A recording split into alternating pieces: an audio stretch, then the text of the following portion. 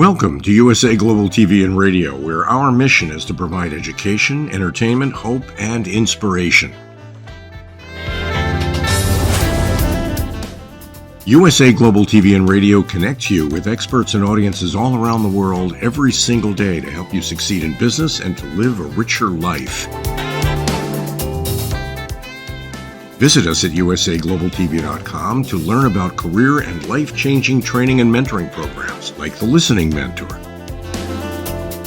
Subscribe to our newsletter to stay informed about our special programs and offers. Discover how you can become a guest on one of our shows or a host or producer of a USA Global TV and Radio show of your very own. That's USA Global TV and Radio, where the doctor is always in.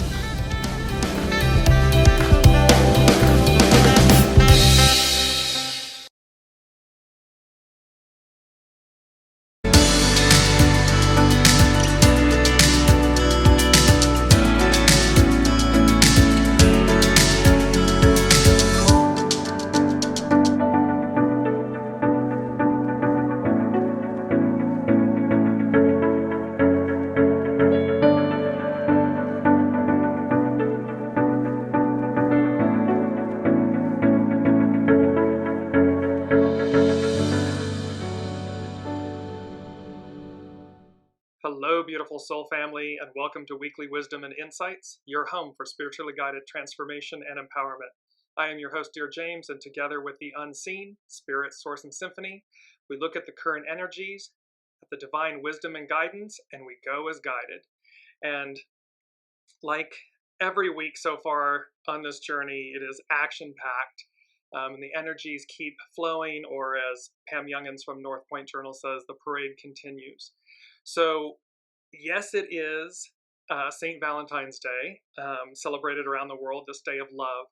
We are going to focus with the unseen on celestial love, divine love, courtly love, a higher octave, a higher version, and a higher and deeper meaning of love, while we're looking at everything in totality. So let's jump in and just bring up the main energies that we're dealing with. It is 2/14/2024.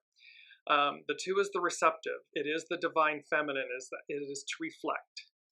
14, great possessing, shine.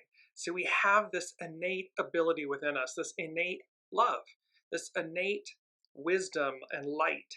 And so this is that great possessing, and we are meant to radiate it outward. It's an 8-year all year long, so it's about uniting, coming together, the internal pieces of us, the internal aspects with the external. And this can be individually, soul self and ego, mind, personality self, as well as how we interact with the greater community at large. Because again, remember, Aquarian age, it's about we the people. It is about uniting. All of the numbers become a 15, which is about authenticity and balance. It is about showing up in the right way, in the right octave. And the right way and the right octave is your authentic self. And that brings about balance. And last but not least, the 1 and the 5 become a 6. We had that 2 years ago. This 6, this conflict and destiny, but this letting go of conflict. Let go of conflict. Because again, when we're in our heart space, when we are radiating from that center, that octave, that chord, we are authentic. We are in harmony and balance. It's when we're outside of that octave, that chakra, when we're outside of that energetic space, it's not pretty. We see it around the world, love versus hate. And often love is innate, hate is a learned behavior. So our natural core element, love. Now, we're going to jump forward for a minute. I'm just going to bring up what our main theme is, and then we're going to come back to it. But I want to put it up at the top, at the front of the show. Welcome, Alicia. It's this beautiful image of a hot air balloon in the shape of a heart. And our main theme is, bring me a higher love, with love is in the air. And so there's this entire, and remember, here we are, Aquarius. It's air. It's a fixed air element. Love is in the air. And then bring me a higher love. See, this is about not settling. This is about reaching higher, reaching for the stars. It's a higher love, it's a higher mission, it's a higher octave. And so this is the theme for today, and this is going to permeate out because the personal planets are conjuncting. First we had, I believe, the moon, or the sun, then the moon, or vice versa. Then we had Mercury. Just yesterday, we had Mars, and coming up, I believe, on Saturday, we have Venus. All the personal planets conjuncting Pluto at that 0 degree in Aquarius, this fixed air sign. And so, bring me a higher love, and love is in the air. So, we're going to jump forward. I'm going to share my screen with you all, and we're going to jump right into the astrology of it, because we want to look at Pam Youngin's North Point Journal. And she says, the parade continues. Following in Mercury's footsteps, Mars and Venus both enter Aquarius this week and immediately conjoin Pluto. While a Mars-Pluto conjunction happens every 2 years and a Venus-Pluto conjunction occurs annually, this will be the first time these two planets have aligned, meaning Mars and Pluto, will be the first time these two planets have aligned with Pluto in Aquarius in more than 200 years. Let's take these events one at a time. And I apologize, it's both Mars and Venus. And she goes on to say, Mars, the planet of energy, action, and desire. Pluto, the planet of transformation and power, death and rebirth. Aquarius, the sign of social progress, nonconformity, radicalism, rebellion. By itself, Mars in Aquarius corresponds with a need to be independent, to be free to act according to one's own will and intuition. There is a stubborn resistance to being told what to do, and strong action to any pressure to conform. Attempts to manipulate or coerce are likely to provoke anger and even aggression. So this is all about authentic behavior, this authenticity, this balance. When it's not in line with that, it's out of whack. There's going to be a resistance, a stubborn resistance. So she says there's a stubborn resistance to being told what to do and a strong reaction. So it may provoke anger and aggression. Mars and Pluto. Given the intense natures of both Mars and Pluto, it is of course fairly easy to imagine the various scenarios that could unfold when they join forces this week, exact on Tuesday, February 13th, yesterday. And in truth, we may be dealing with situations that ignite our passions at this time. Displays of force, compulsive actions, a strong drive for power are all possible. But what about the other, more positive side of this planetary pairing? In astrology, Pluto is called the higher octave of Mars. Whereas Mars represents the ego and personal will, Pluto symbolizes divine will and our alignment with a higher mission. So you see this higher octave, higher mission, bring me a higher love. It is for us to recognize we are worthy. You are worthy of a higher octave of love. We often tend to get lost in the shadow elements of earthly love, meaning between two individuals and so forth, familial love, relationship love, and so forth, as opposed to recognizing this higher octave of love, which is what we all are from. We are born from this higher octave of love. And so the message from the unseen is saying, reach, bring me a higher love, higher mission, higher love, higher octave. I'm going to go back to Pam Youngin's North Point Journal. When these two planets conjoin in Aquarius, Mars and Pluto, the drive to be on purpose and to contribute to societal change is heightened. Power struggles can arise, and of course, when individuals have differing ideas about what that change should look like and how it should manifest, the challenge will be to channel the urge to transform and to renovate in life-affirming ways. This is respond, don't react. That is supported by a higher perspective and the Aquarian ideals of individual freedom, equality, and humanitarianism. Venus and Pluto. This is coming up on Saturday. The planet of Venus is the namesake of the goddess of love and beauty. Her realm includes relationships and affections, values and finances, the creative arts, and the enjoyment of physical pleasures. As Venus enters Aquarius this Friday, our motivations in these areas may subtly shift. Aquarius is in an unconventional sign for its need for authenticity, independence, and freedom. While Venus transits the sign, we may become more clearly aware of what we personally need in a relationship versus what others or society may expect of us. Authenticity, being your authentic self, not living by someone else's rules, expectations, ideals, etc. It's a higher octave, this higher mission, higher octave, higher everything in regards to love, self-love. Saturday's alignment between Venus and Pluto focuses on our attention on what we love and what we value. It can correspond with being attracted to a new love interest, or it may bring new passion into an existing relationship. The need for depth, honesty, and intimacy is heightened.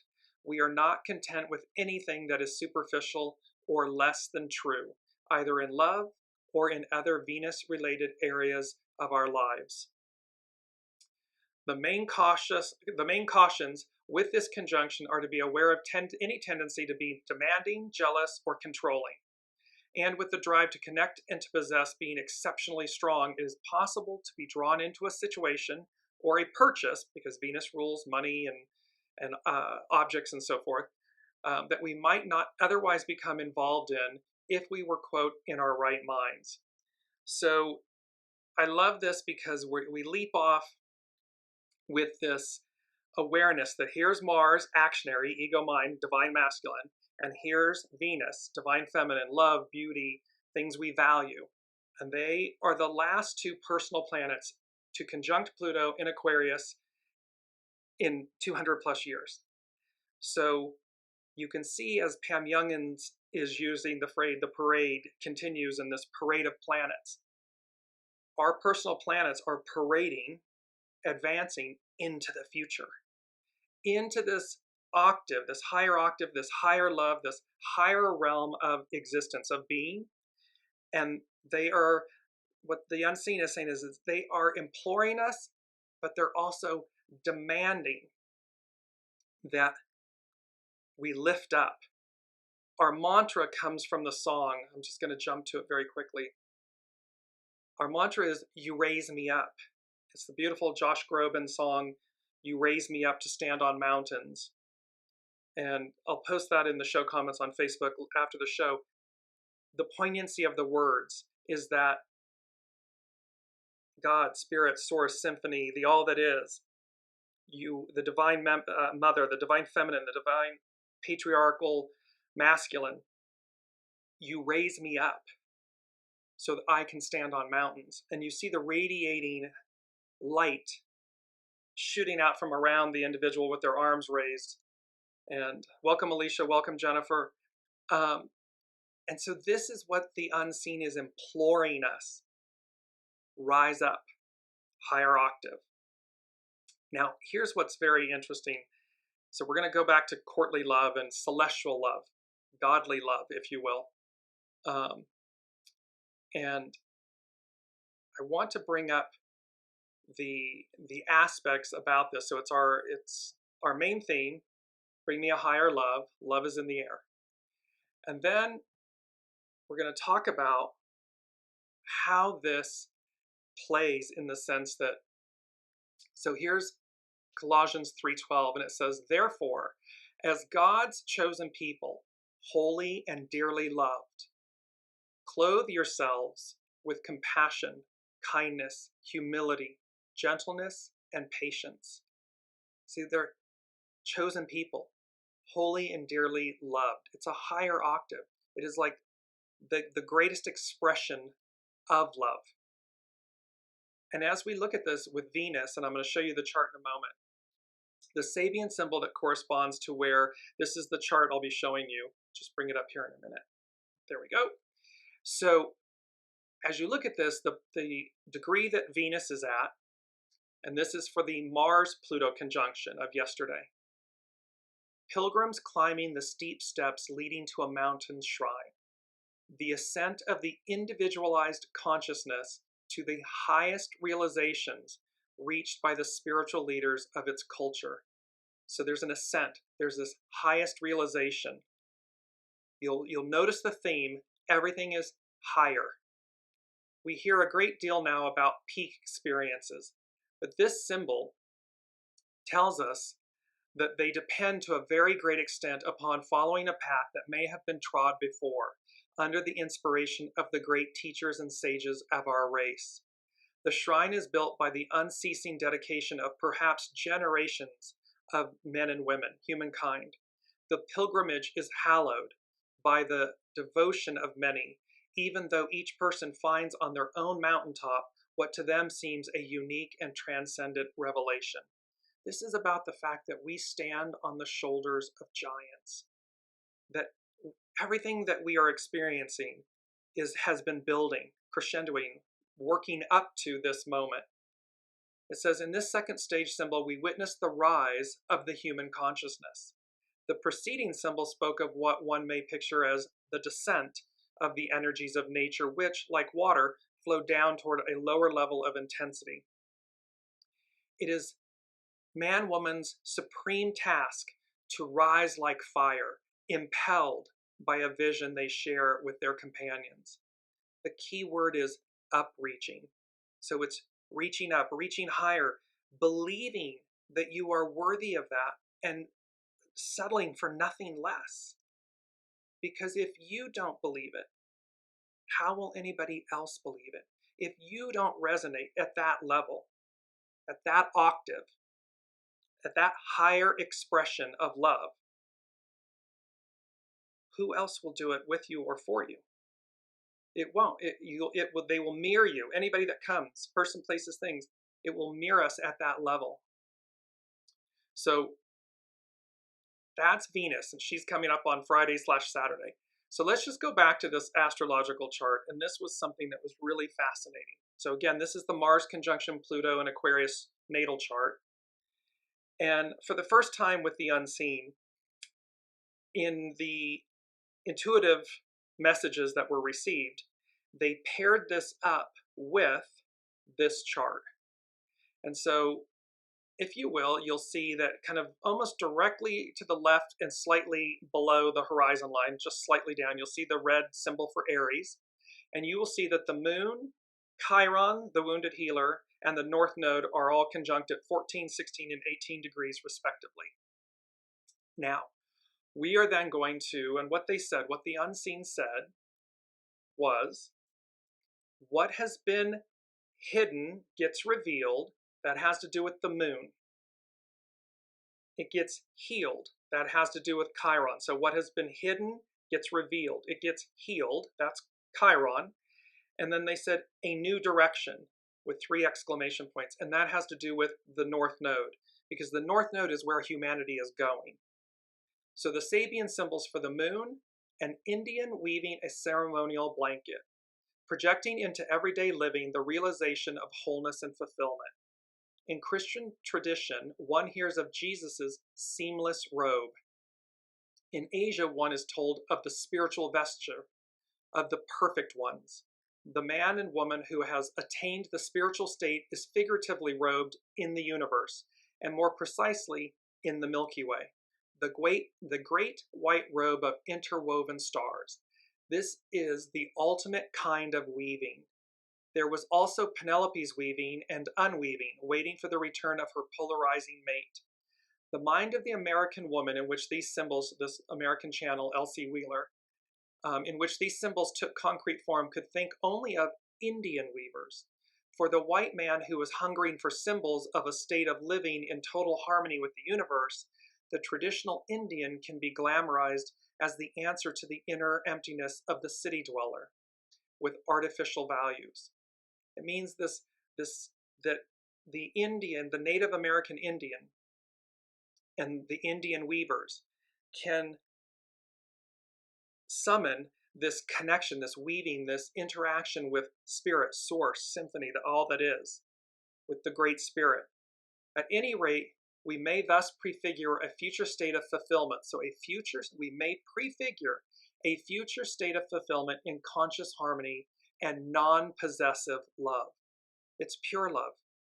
It is the permeation of the purity of love. It is not possessive love. It is not one over the other. It is not a shadow aspect of love. And this symbol comes to the consciousness of the inquirer after meaning, deliberately or through an aleatory act of revelation, like the act of throwing sticks to obtain an I Ching symbol.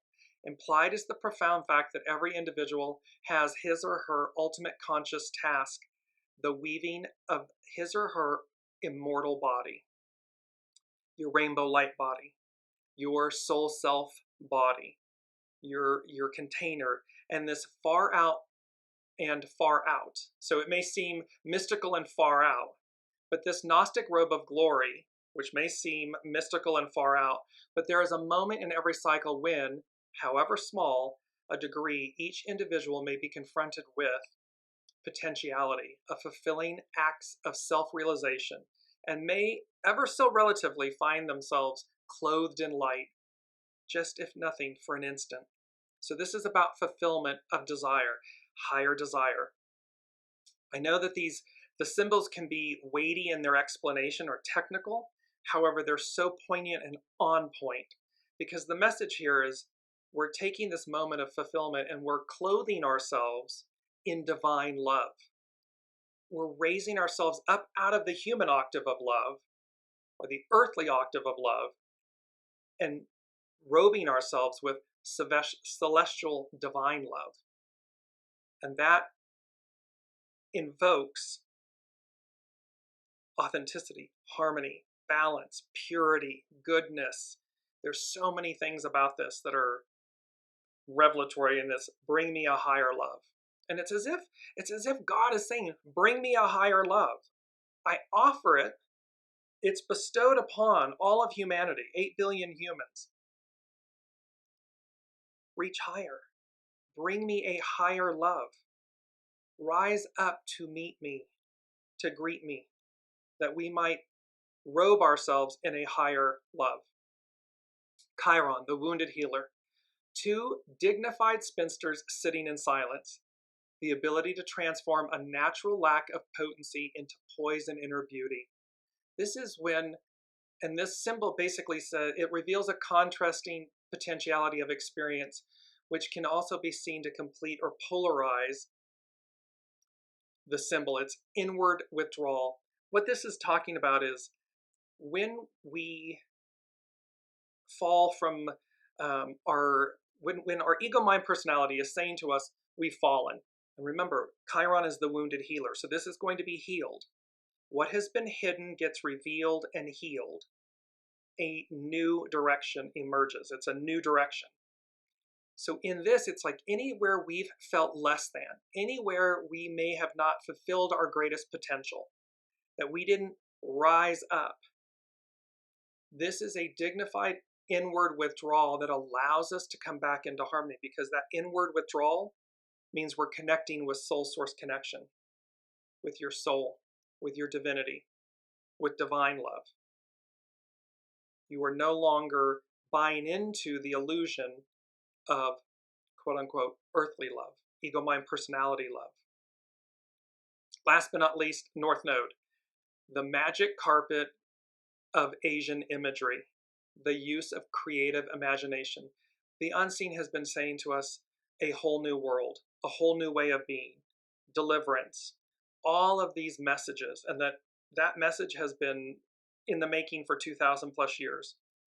A way of life refusing a hectic involvement in social competition and waste-producing overproduction allows for the development of unattached and transcendent understanding.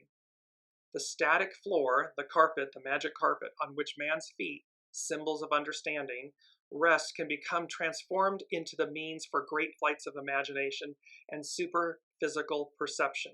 This means we're seeing well above, quote unquote, our station, meaning our earthbound or human nature. This is speaking to our celestial ability. Reach for the stars, that we're in the stars. The period of rest from outwardly directed activity bound to collective normality presents the creative mind with the possibility of surveying in dreams the totality of the present day social situation, thus to see the whole, pierce the illusion, pierce the veil, look beyond. We're going to see the whole of it. And remember, what has been hidden gets revealed and healed. So things in our personal lives, to bring this down, I got the Lady Jacqueline in my head, to bring this, to ground this, these personal relationships we've had in our lives, these personal, whether it's familial, intimate, friendships, platonic, it doesn't matter. The point will be that we will be able to see the whole. We will see the whole, WHOLE, we will see the whole of it, the totality. And things will be, they're saying like, boom, in a snap, in a nanosecond, what's revealed is healed, and it affords a new direction. This symbol with the north node, where we're going, invokes the possibility of developing a new technique of perception, a strife transcending an unattached outlook upon everyday reality. It means our perception, our reality is going to change. It means we will be able to see things anew, differently. And yes, we've been waiting and waiting and waiting. However, the unseen, here it is. Next up, they said, and just bringing up the chart again, we're going to go slightly further down on the left side of the wheel, and you'll see the red symbol for Jupiter and the green symbol for Uranus. And they said, think big, that has to do with Jupiter. And then they said, dream bigger, with 3 exclamation points. That's Uranus. And then they brought the attention to Jupiter, the Jupiter-Uranus conjunction that's coming up in April, on the 20th of April. And what was so funny about this was then they said, Christmas comes early, or Christmas can come early. And so that statement, Christmas comes early, means when something good happens, especially if it was unexpected, to receive some good news, a gift, or a pleasant surprise. So what the unseen is saying is,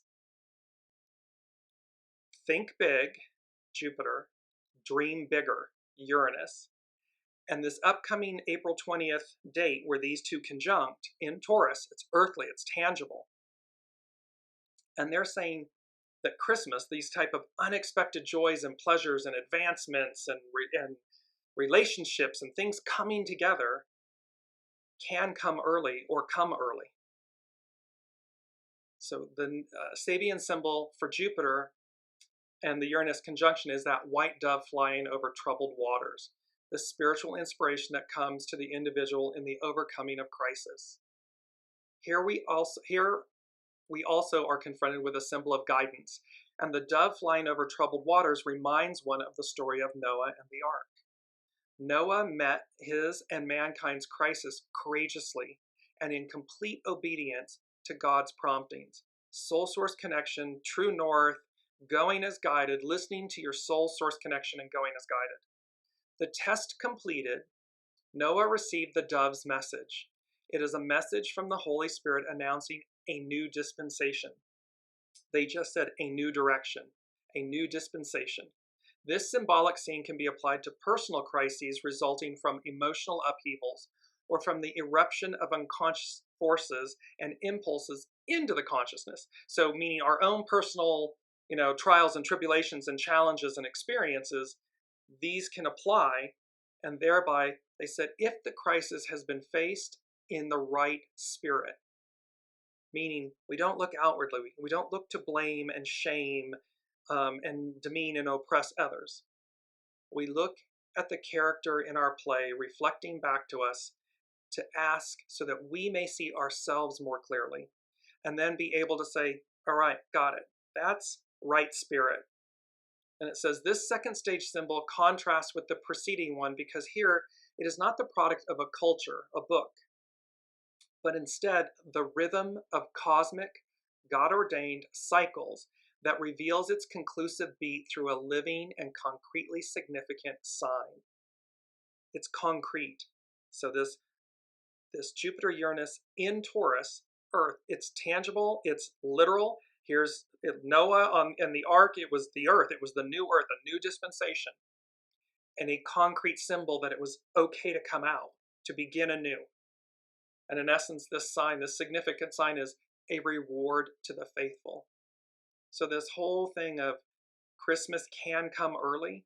It doesn't mean that it will be all the way out in April 20th by the time of that the exact conjunction, that these elements will happen. So again, the unseen is imploring you. This is what they're saying to me in the moment. They are imploring us to think big and dream bigger. And it is not airy-fairy. It is that anything's possible. So don't play it small. Stop playing it small, because this is anything but small. Pluto in Aquarius, French and American revolutions, Industrial Revolution, not in 246 years. So, and look at that, look at the leaps forward that humanity took. Each one of us is a strand, a string, a grain of sand that is meant to show up in right spirit and claim those, receive those rewards. That reward to the faithful. Now, that's for the two, and then Jupiter on this, and this is very funny. So where Jupiter is on that natal chart, the degree is a fully decorated Christmas tree. The ability to create inner happiness in dark hours. It's not pretty in the world right now. It doesn't, the outward appearance, the illusion, and the illusion doesn't mean it's not happening, that it's not real and it's not happening. It is. The point is, it's the fact that everything is advancing. These things have to collapse in order for things to arrive. So a fully decorated Christmas tree, the ability to create inner happiness in dark hours. In northern or mountainous countries where the Christmas tree symbol took form, we find a contrast between the tree outside, bare and normally covered with snow, and the tree inside the home, loaded with decorations and gifts for the family. If we follow up the meaning of the preceding symbol, we see that snow has come outside, but the prepared and closely united group has created abundance, beauty, and happiness within, overcoming the cold barrenness of the outside world, just as man and womankind had overcome in a previous symbol, the natural obstacle to their progress. The Christ symbol is also included in the background, that is, the vivid faith in a transformed future. Master Jesus came with a message of love. He said the old law, that this message of love, this new covenant, supersedes the old covenant, the Old Testament, New Testament. It's that type of thing, and that this message of love was paramount. And let me just this is an excerpt from it's the book, The Expected One, by author Kathleen McGowan. And she writes, "They assembled the following afternoon as planned for their meal together. Isa, his 12 chosen, and all of the Marys. The children stayed in Bethany with Martha and Lazarus. Isa began the evening with the ritual of anointment. This was his own version, a role reversal wherein he bathed the feet of each person in the room. He explained that this was to acknowledge each person as a child of God, who had a special mission to preach the word of the kingdom. This word of the kingdom, love. In quotes, I have given you this example, that you will do to others what has been done here to you, that you will acknowledge others as your equals under God. And a new commandment I will give you this night, that you will love each other the way I love you. For when you go out into the world, I would have people recognize that you are Nazarenes by the way you love each other." When he had bathed the feet of each follower in the room, Isa led them to the table for the Passover supper. See, there's a profound message here. There's a profound reminder that the new covenant, that the new dispensation, and we're going to move beyond this dispensation. There's one that follows it. However, the point is to remember that love is the current covenant. is the current dispensation. And thereby, where are we meeting that? Where are we failing to meet it? And the need to rise to it, and that it doesn't come through another. It is not that two halves make a whole. It is not that form of love. It is the understanding that we are whole and complete as we are divine love, and that when we go about our business, it's naturally apparent. We don't have to speak it or shout it or prove it or demonstrate it. It speaks for itself. It's self-evident. Last, with this think big, dream bigger, the Jupiter-Uranus, the degree of Uranus is wisps of wing-like clouds streaming across the sky. The awareness of spiritual forces at work.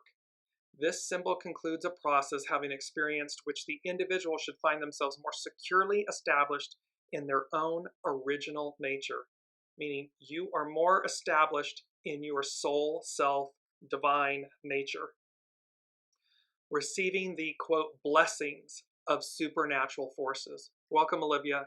And so we can see here this constant thing, this rewards to the faithful, blessings of supernatural forces, higher octave of love, because we're so down in the trenches. The unseen is saying to me in this moment, like, when we look outwardly and we look at the world around us, the absolute chaos and destruction and, hate and oppression and this cleaving and clinging to power, we forget ourselves. We forget that we are in this covenant of love. And love, divine love, celestial love, godly love, higher octave love.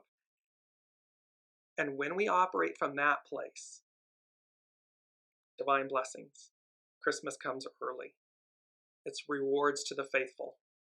That is the message that the unseen is giving us. They next came to, bringing back up the chart, they came with this message that the next thing the unseen said was, it's the song from Adele, Rolling in the Deep, we could have had it all. And this has to do with, if you look kind of at the top left of the chart, you'll see Mars is at 0 degrees, Pluto is at 0 degrees in Aquarius, Mercury is at 13 degrees, and the Sun is at 24 degrees. These 4 planets are in Aquarius. And so this rolling in the deep, we could have had it all. And they separated Mars, Pluto, and Mercury. Those 3 go together, and then the Sun stands alone. And I want to bring up, I'm going to share my screen for a moment, because I wanted to do this image justice. And so the Sun, and this is from Brigitte Ashwood's Luminous Tarot. This is the image that we had of the Sun. And again, note the divine feminine face, the female aspect of the Sun, of the life force in the image. All of the sunflowers. Here is the ingenue of us, are in our most purest form, atop the white horse, this horse of purity. The purple, denoting royalty. The red mantle, and it's number 8 that the unseen gave us for this week. The red denotes love, devotion, sacrifice, passion. It is the red mantle that was worn by Master Jesus, Mother Mary, Mary Magdalene. And look at how stunningly beautiful this is on the triumphant pole, this beautiful red mantle. And the radiating that anything is possible. Remember, from many shows back, the ideal becomes the new reality. And here's this image of all those radiant sunflowers. And we see this same imagery on the Sun card, radiating out. And it's almost, look at the face, the divine feminine face there, and she's like, it's like she's just getting ready. She has this all-knowing look, and she's just getting ready to speak, like to whisper, to speak, to release these radiant blessings. That is the takeaway from that card. And so they have these images. So let me go back. So with the chart, all day long, Mars and Pluto, so Mars is conjunct Pluto, and it is the old Adobe mission in California, the power inherent in all great human works to endure far beyond the workers' lifespans. And this is about the concretization of an ideal. The ideal becomes the new reality. It simply is. All of the personal planets, Pluto moving forward into Aquarius, all of it is saying to us this new dispensation, this new direction. It is the concretization of that ideal, of that truth. Mercury, a train entering a tunnel, the ability to shortcut the process of natural evolution by the exercise of will, mental skill, and physical discipline. This says to me, it's Mercury, how we think, ego, mind, personality, how we think, how we communicate and everything. A train entering a tunnel, and it's the ability to shortcut. It means we're going to leapfrog, and remember we had that back in some shows ago, that leapfrog forward. Here it is. In this symbol, we see a condensation of what is implied in the three preceding ones. Man, womankind must be inspired by a vision of what is possible for them to achieve. See, it's about what's possible. We can do this. They have organized, they have to organize a schedule of necessary activities if the work is to be done in terms of successive moves, each requiring a specialized type of skill or strength. They have to find propitious time for beginning the work.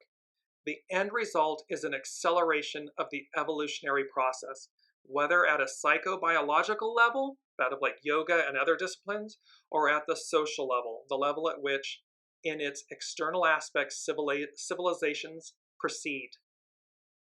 This is an advancement. This is saying, think big, dream bigger.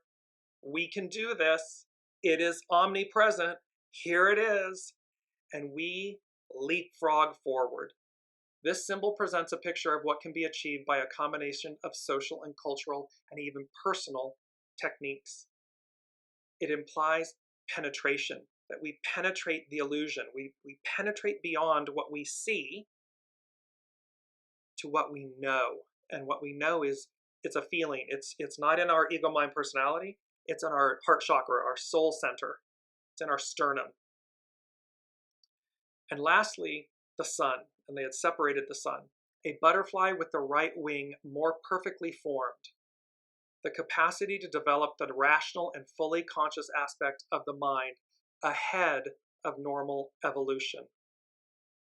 What this is saying is this is a strong process where the right side of the organism, and when you know about mind, so left brain, right brain is the emotion, the divine feminine, the nourishing, the creative, and it's represented by the spiritual body of the butterfly.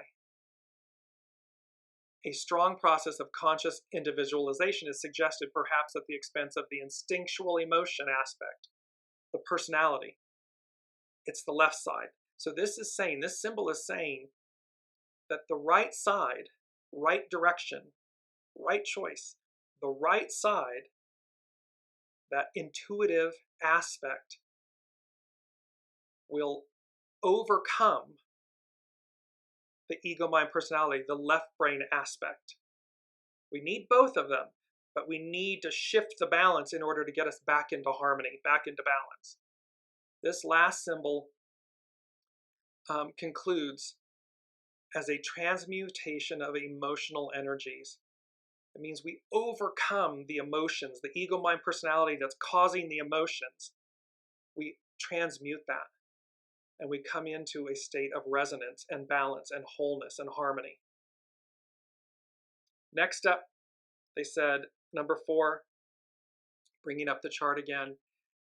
And bear with me, I know this is a little bit technical, this one, but it's also so permeated and fixated on a higher love. That's what's coming through. So when we look at this, we go opposite the wheel. On the far right side, you'll see 2 symbols. The lower one that looks like a scythe is Lilith, and the one just above it is the south node, what we're leaving behind. And what they said is, anchored in wisdom, Lilith, liberated in truth. South Node. And remember that beautiful saying about, the truth speaks for itself. The truth eventually comes out. So there's this piece about liberated in truth. What we're releasing, we will be liberated through truth, that the truth prevails, the truth comes forward. And that speaks to the soul. It needs no explanation. It just is. It transcends ethnicity and sexuality and country and labels and all of these masks and identities. It transcends them all. And we are liberated through that. The Sabian symbol for Lilith, a fine lace handkerchief, an heirloom from valorous ancestors, the quintessence of deeds well done. Root strength produces beautiful flowers. Soul source strength, root strength, produces beautiful flowers. We act with discrimination and determination, following in the footsteps of predecessors, and we receive a symbolic prize from the brotherhood, ready to welcome them when they have fully proven themselves on the battlefield where they meet the past, which tries to block the way. See, this is what's happening. As above, so below, look what's happening. The past is trying to block the way of the future. The mystic beloved hands him what she has woven for him out of spiritual threads. What this scene speaks to, and this symbol speaks to, it ends the symbols which bring out the ultimate validity of the many efforts of generations of humankind toward the building of a beautiful and significant culture, standing on the shoulder of giants. This is that culmination point. This is that point where it's anchored in wisdom, liberated in truth. That the man of culture, the man-woman of culture, is in the deepest and best sense of the term, the aristocrat, divine, noble, noblesse oblige. They are the flowering of a line of ancestors who have accepted responsibility for a group or community. Master Jesus came forward. Mother Mary, Mary Magdalene, the apostles, all of them came forward at a time to advance human society.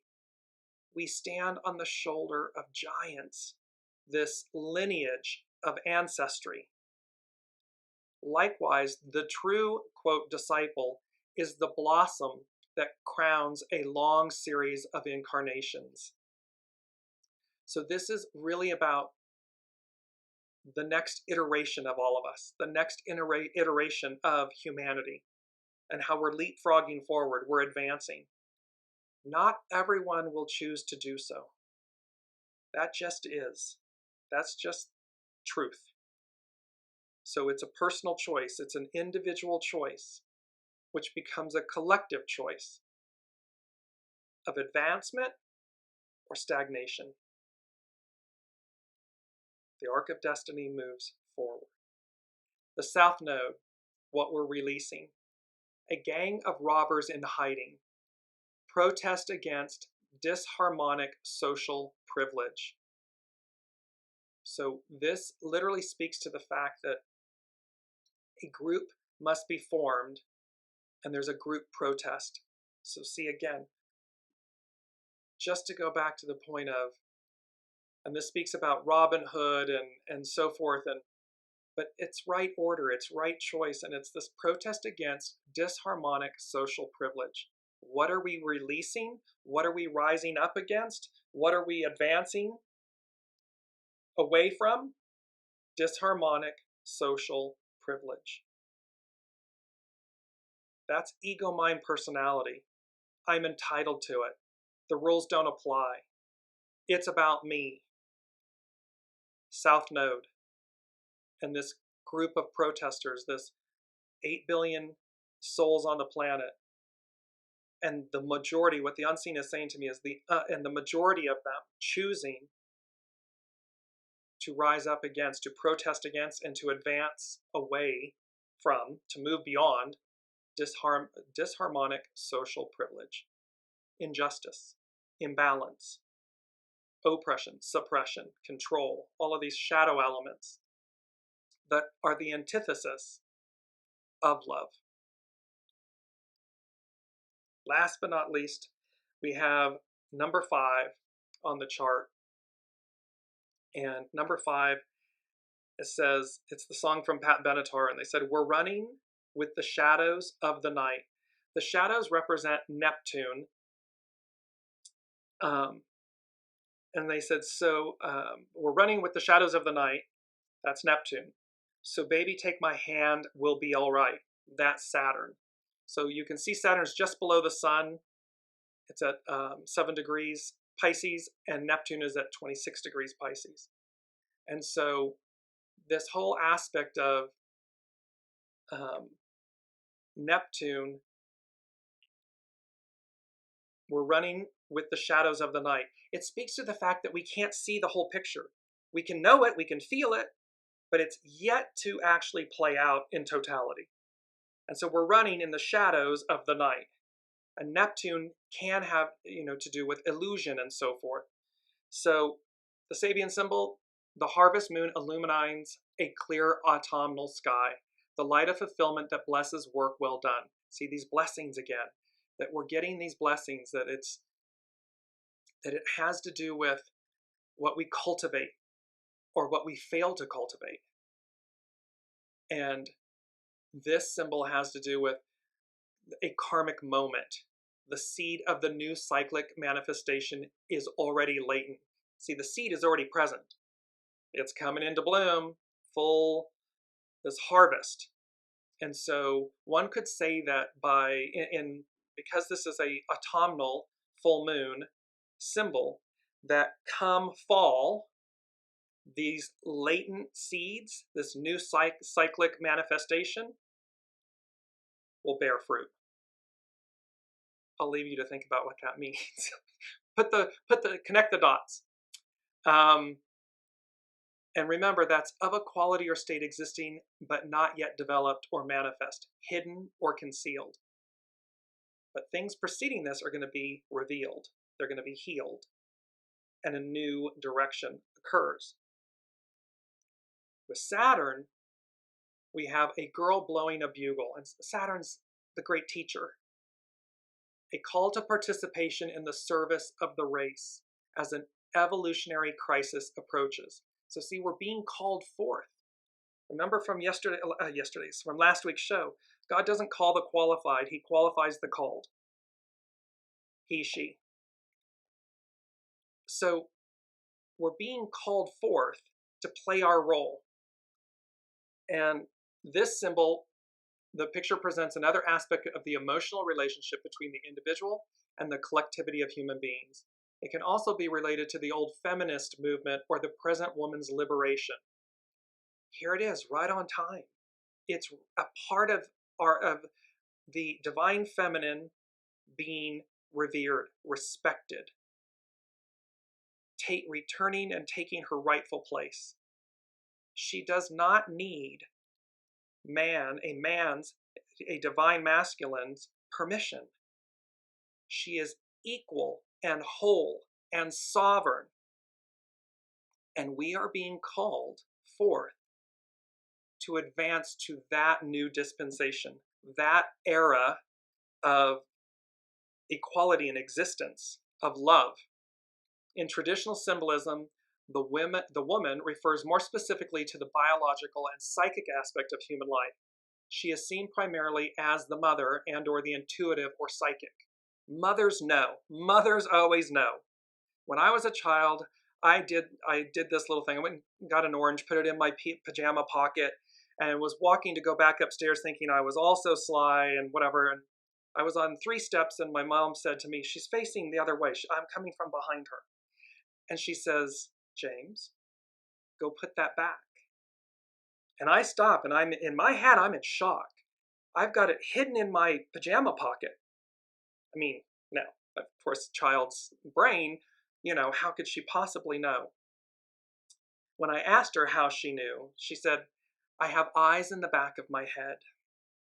I was 5, maybe 4 or 5. I go put it back. The next day I ask if I can brush my mother's hair. And I start doing this in the back of her head. And she says, "What are you doing?" And of course I reply, "I'm looking for the eyes in the back of your head." This epitomizes for me the all-seeing eye, that wisdom, that the divine feminine, that mothers know. They always know. They have such an instinctual knowing, and certainly with their children and loved ones, and with the greater whole. So this is speaking to this symbol that is for Saturn, a girl blowing a bugle, speaks to this psychic knowing, this intuitive knowing. A new race of human beings may well be slowly unfolding some of their potential of consciousness and fulfillment. It's coming to be. The individual who envisions this evolutionary development sounds the call. He or she is both seer, herald, and mutant. In that sense, such a human being is both an individual, true to their calling, to their original nature, and a dedicated person, dedicated to the future he or she holds in latency, as does a seed in mutation. It's within us. It's already there and present. We're ready to leap forward. At this stage, it blends the preceding ones into a whole, and it says, tomorrow acts through today. It summons humankind to rebirth. So it's about being it now. We're not waiting for something to happen. It's be it now. It's already within us, and then we advance, we move forward. Number 6, dream the impossible dream. This is from the Man of La Mancha. And I just want it because this is so beautiful.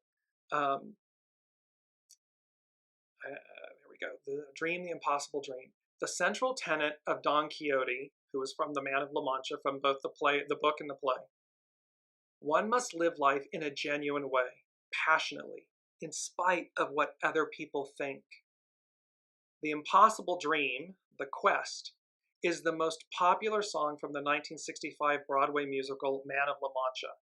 The song talks about following your dreams that seem like they would never be achievable, to do what's right and to be willing to go through hell itself to reach your ultimate goal, which is referred to as the unreachable star.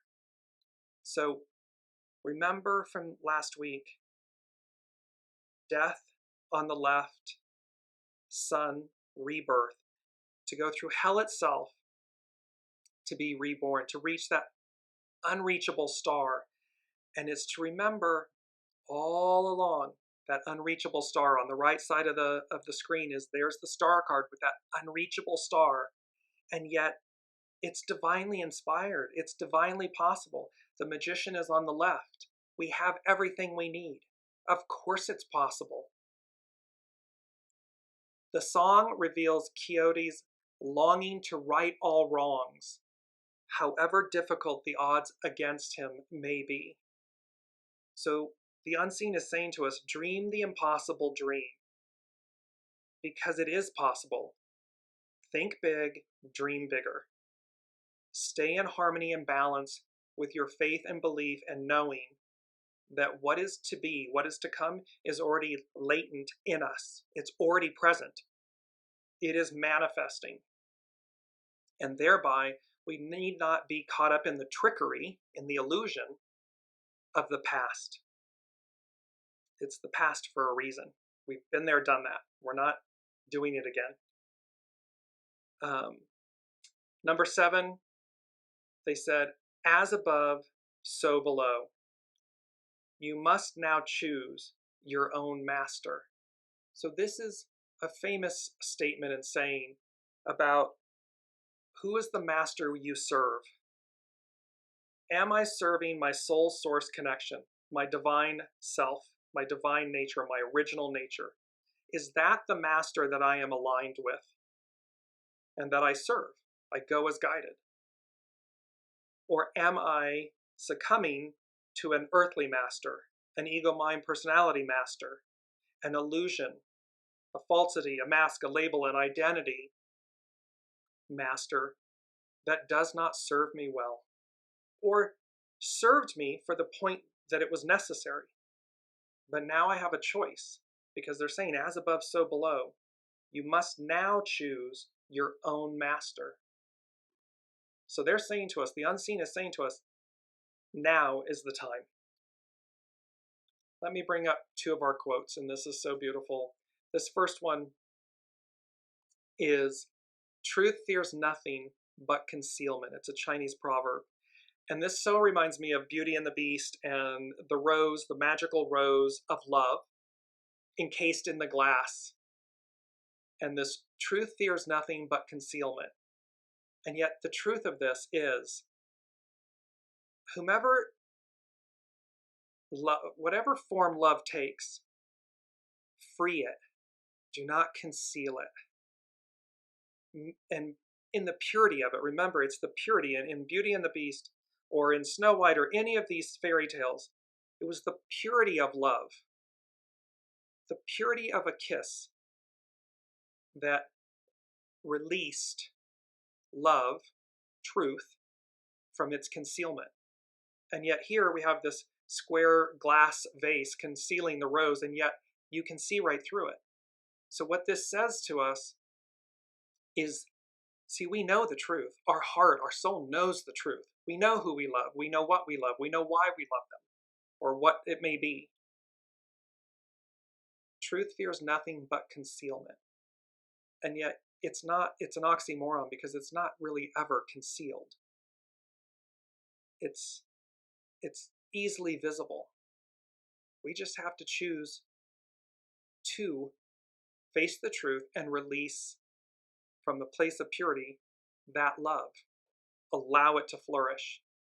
Our second quote is, when you open, all obstacles immediately disappear. When you learn not to contend with others, you no longer contend with the way. This is by Carrie Hone at cafeosoul.com. And again, it's on a bed, if you will, a path of rose petals. Why? Because there's something magical and beautiful and loving about the ideal of love, the purity of love. And this, when you're open, obstacles automatically disappear. They dissipate, and we're not contending. We're not in challenge with the way. We're not in challenge with our souls. So as we move forward, there is a huge message. I'm bringing back up our main theme. Bring me a higher love. The unseen is imploring us. Bring me a higher love. Bring me a higher octave. Because love is in the air. This love is in the air. And they brought us these last two songs, and we'll close up everything. One of them is by the Carpenters. It's We've Only Just Begun. And the lyrics say, we've only just begun to live. White lace and promises. White lace, it's one of the Sabian symbols. White lace and promises. A kiss for luck, and we're on our way. We've only just begun. Before the rising sun, before the rising sun, we fly. So many roads to choose. We'll start out walking and learn to run. And yes, we've just begun. Sharing horizons that are new to us, watching the signs along the way, talking it over, just the two of us. Just the two of us, that can be your soul self, your soul source connection, the two of you. It can be within your relationship, your family, your friends, but talking it over, just the two of us. Working together day to day, together, unity, uniting. And when the evening comes, we smile. So much of life ahead. We'll find a place where there's room to grow. And yes, we've just begun. So we have that beautiful message coming through, and then we have this last one, which is about It's the song by Queen. I believe it was in Moulin Rouge. It's titled "The Show Must Go On." Empty spaces. What are we living for? Abandoned places. I guess we know the score. On and on. Does anybody know what we are looking for? Another hero, another mindless crime. Behind the curtain in the pantomime. Remember Oz behind the curtain in The Wizard of Oz. Hold the line. Does anybody want to take it anymore? The show must go on. Inside, my heart is breaking. My makeup may be flaking, but my smile still stays on. So this is about this beautiful message for all of us. There's a higher mission, there's a higher octave, there's a higher love, and we are all being called, we are being implored to take that higher road, to choose, if you will, that master. This new dispensation, this dispensation of love, so that it's self-evident. We don't have to preach it, we don't have to scream it, we don't have to prove it. If you're doing that, it demonstrates that you're not in concert with it. All you have to do is be it. Demonstrate it by your energy, your actions, your thoughts, your beliefs. Because that is, we are again advancing beyond that covenant dispensation. And so one can imagine, well, if we're going beyond the covenant of love, I mean, that's pretty, and we're talking higher octave love, godly love, celestial love, original love. What could possibly be greater than that? And that's what fascinates me. That's what just energizes me and intrigues me. Because what the unseen is saying to us is, you haven't seen nothing yet. It is literally that example that we've been using of color, technicolor. Love, beyond love. Uber. That's where we are. So thank you all. Happy, happy, happy Valentine's to everyone. I wish you all well, love, kindness, and beauty. And remember, whether you're single, together, whatever it may be, you are never alone, number one. You are never lost. You're always somewhere. And celebrate today on St. Valentine's Day. Celebrate love in its highest form. Random acts of kindness. Interaction with yourself, with your soul self. Celebrate love, its highest octave. Celebrate it. Enjoy it. And we will see you back next week.